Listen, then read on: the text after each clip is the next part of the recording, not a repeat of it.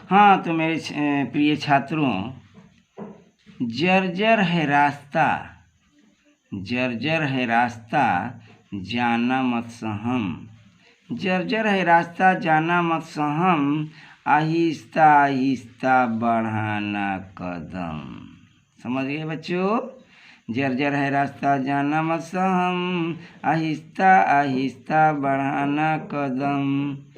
थोड़ी चोटें लगेंगी, थोड़ी जख्म मिलेंगे, थोड़ी चोटें लगेंगी, थोड़ी जख्म मिलेंगे, घबरा कर इनसे तुम पा लेना मत वहम, आहिस्ता आहिस्ता बढ़ाना कदम। हाँ, तो बच्चों, आज का हमारा टॉपिक है बहुत ही इम्पोर्टेंट टॉपिक, और इसे हम कहते हैं गोलीय पृष्ठ का अपवर्तन सूत्र निकालना। गोलीय पृष्ठ का अपवर्तन सूत्र। और गोलीय पृष्ठ का अपवर्तन सूत्र क्या है? देखिए, यह है μ2 बाई भी minus μ1 by you equal to μ2 minus μ1 by R. और म्यू की जगह पर म्यू क्या है? अपवर्तनांक है। भी क्या है? प्रतिबिंब की दूरी, यू है बीम की दूरी, और आर है वक्रता त्रिज्या। तो म्यू इक्वल टू एन भी आप लिख सकते हैं कभी कभी, जैसे कि 2015 में तो ऐसे पूछा गया था μ2 बाई भी minus μ1 by you equal to μ2 minus μ1 by R. ये 2015 का 13वां इंटर एग्जाम में पूछा गया। लेकिन 2010 में भाई ऐसे पूछा गया, n2 बाई भी minus n1 by you equal to n2 minus n1 by R. तो जहाँ जहाँ म्यू लिखा गया है वहाँ पर n का इस्तेमाल भी कर सकते हैं। हाँ, तो चलते हैं भाई। मान लिया μ1 μ2 अपवर्तनांक वाले दो पारदर्शी माध्यम को अलग करने वाले अवतल गोलीय सतह AB है। देख लीजिए, यह AB गोलीय सतह यह AB गोलीय सतह ये दो माध्यमों को अलग करती है। एक का माध्यम है, देखिए μ1, ये विरल माध्यम है, और ये है μ2, और ये है सघन माध्यम। ये दो माध्यमों को अलग करने वाली एक गोलीय सतह है। और ध्रुव क्या है? P है। ये देखो, ध्रुव है P, यानी दर्पण का मध्य बिंदु ध्रुव कहलाता है। तो ये मध्य बिंदु है ध्रुव, तथा वक्रता केंद्र C है। ये देखो, वक्रता केंद्र है C, है ना। यानी यह दर्पण जिस गोले से बना है उसके केंद्र को हम कहते हैं वक्रता केंद्र, और वक्रता केंद्र है C। और फिर आगे है μ2 बड़ा है μ1 से। इसका मतलब क्या है? μ2 बड़ा है μ1 से। इसका मतलब कि μ2 का सघन माध्यम है, इसका घनत्व अधिक है और इसका घनत्व कम है, यानी विरल माध्यम है। तो μ2 बड़ा है μ1 से। O से चलने वाली किरण, देखो यहाँ O से चलने वाली किरण है ना, O से चलने वाली किरण, प्रकाश किरण लंब की ओर मुड़ेगी। क्यों मुड़ेगी लंब की ओर? तो देख लो, ये है सघन माध्यम, तो निश्चित है कि यहाँ से चलने वाली किरण अभिलंब की तरफ मुड़ेगी। तो ये अभिलंब है, और यहाँ से चलने वाली किरण ये अभिलंब की तरफ झुक गई है ना। ये अभिलंब की तरफ झुक गई है, और इसको यहाँ पीछे मुड़ाने पर I प्रतिबिंब बना है। O का प्रतिबिंब I बना है, और ये C है वक्रता केंद्र। तो O से चलने वाली प्रकाश अभिलंब की ओर मुड़ेगी और I बिंदु पर आभासी प्रतिबिंब बनेगा। मान लिया SCP अल्फा है। देखो भाई,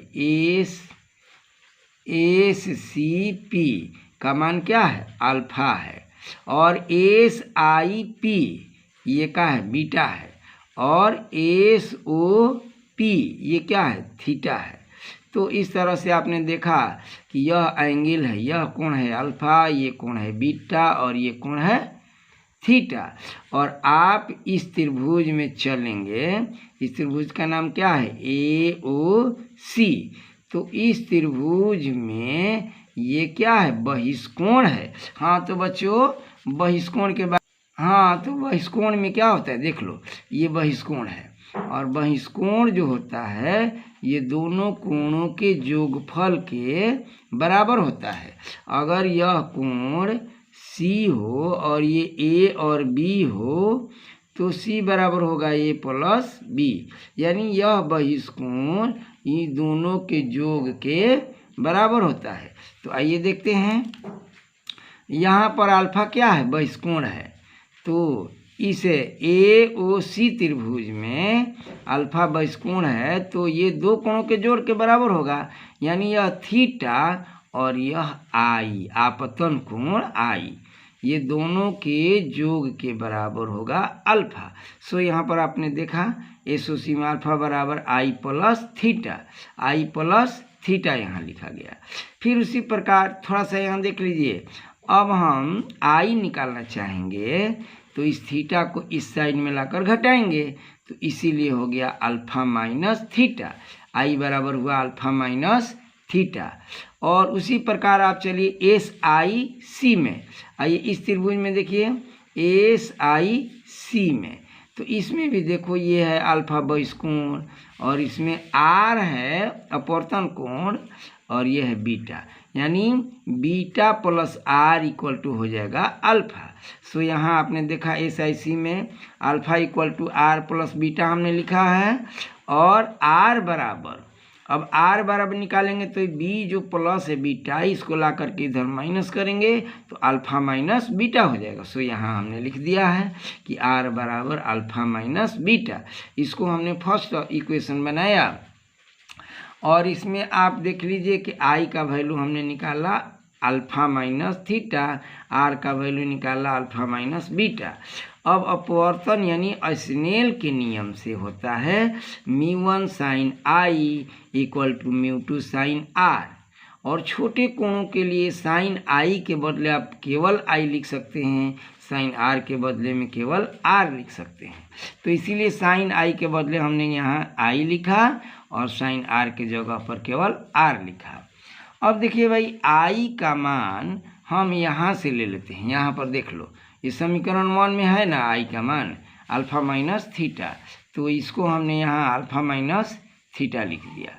और फिर ये आर के जगह पर यहाँ निकाले हैं हमने अल्फा माइनस बीटा, तो उसको हमने यहाँ आर के जगह पर लिख दिया अल्फा माइनस बीटा।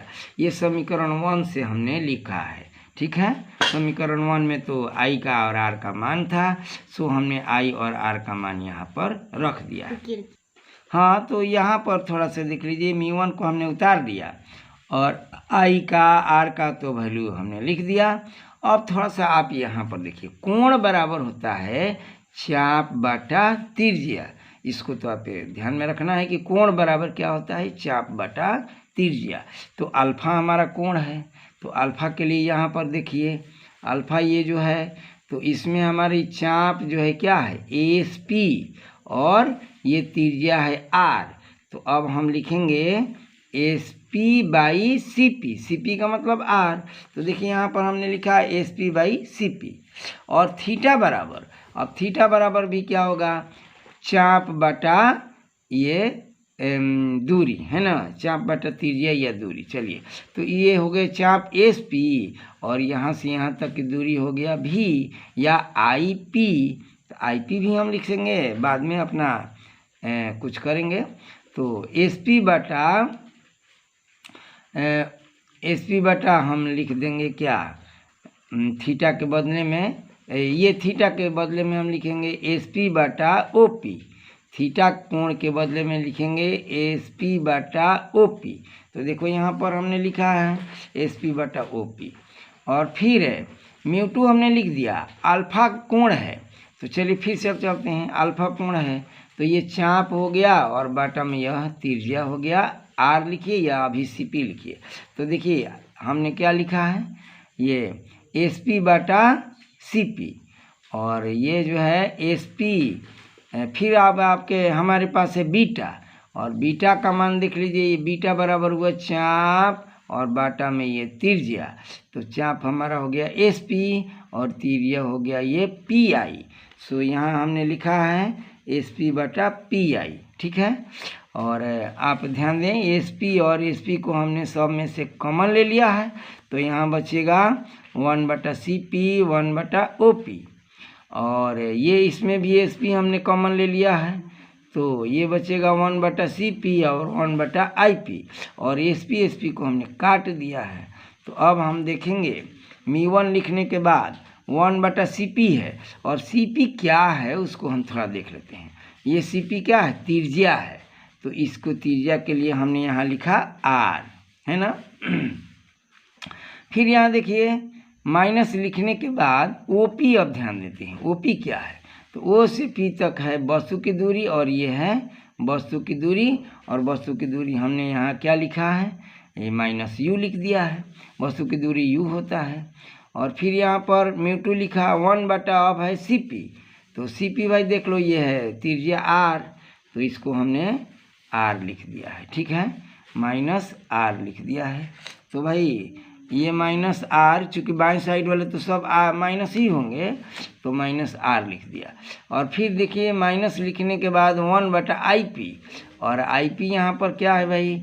तो IP क्या है? देखिए प्रतिबिंब की दूरी भी है। IP क्या है? प्रतिबिंब की दूरी भी है। तो यहाँ पर हमने IP के जगह पर लिख दिया 1/ यानी भी लिख दिया। अब ये देखिएगा ये दोनों माइनस मिलकर हो गया प्लस, और ये उतार दिया। फिर यहाँ दोनों माइनस मिलकर हो गया प्लस, और इसको ऐसे ही उतार दिया। अब आप ध्यान देंगे μ1 को हम इसमें गुणा कराएंगे, तो माइनस में आ जाएगा μ1/R, सो यहाँ लिख दिया गया है। और ये प्लस वाले को हम पहले लिख दिए हैं μ1/U, है ना। और फिर आगे देखिए, तो फिर आगे क्या आ गया रे? हाँ, तो बच्चों देखो अब इसमें हमने ये μ1 से गुणा कराया, तो ये प्लस वाले को पहले लिखा, माइनस वाले को बाद में लिखा। फिर μ2 से इसमें गुणा कराए, तो ये माइनस वाले को हम पहले लिख दिए हैं, और ये प्लस वाले को बाद में लिखे हैं। μ2 को गुणा कर आप कहीं भी पहले आगे भी लिख सकते हैं, उससे कोई फर्क नहीं पड़ने वाला है। तो आइए अब देखते हैं R वाले को एक साइड में करना चाहते हैं, ये R वाला एक साइड में करना चाहते हैं। तो देखिए ये माइनस है, तो हमने यहाँ ला करके प्लस किया μ2, और ये माइनस है तो यहाँ लिख दिया μ1, और दोनों का LCM तो R ही रहेगा।